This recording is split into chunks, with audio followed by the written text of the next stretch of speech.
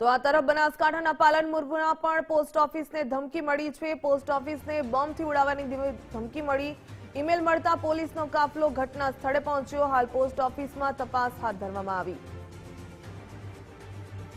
વધુ વિગત મેળવે સંવાદદાતા કમલેશ નાભાણી પાસેથી। કમલેશ, બનાસકાંઠાના પાલનપુરમાં જે પોસ્ટ ઓફિસને બોમ્બથી ઉડાવવાની ધમકી મળી, તો હાલ કેવા પ્રકારે પોલીસનો ધમધમાટ જોવા મળ્યો? જી બિલકુલ, વાત કરવામાં આવે તો આજે વહેલી સવારે ફરી વધુ એકવાર જે પાલનપુરની જે હેડ પોસ્ટ ઓફિસ છે ત્યાં આગળ ધમકીભર્યો મેલ મળ્યો છે, તેને બોમ્બથી ઉડાવી દેવાનો। મહત્વની વાત છે કે છેલ્લા 2 થી 2.5 મહિનાની અંદર આ સતત ત્રીજી વખત મેલ મળ્યો છે। અગાઉ પણ કલેક્ટર કચેરીને 2 વાર મેલ મળ્યો છે ધમકી ભર્યા, ત્યારે ફરી વધુ એકવાર જે પોસ્ટ ઓફિસનો મેલ મળ્યો ત્યારે પોસ્ટ ઓફિસના કર્મચારીઓ દ્વારા તાત્કાલિક જે બોમ્બ સ્ક્વોડને પોલીસને જાણ કરાતા જે પોલીસ અને બોમ્બ સ્ક્વોડની ટીમ છે ત્યાં ત્યારે પહોંચી છે।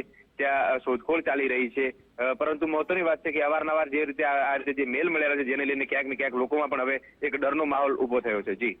જી ધન્યવાદ જાણકારી બદલ।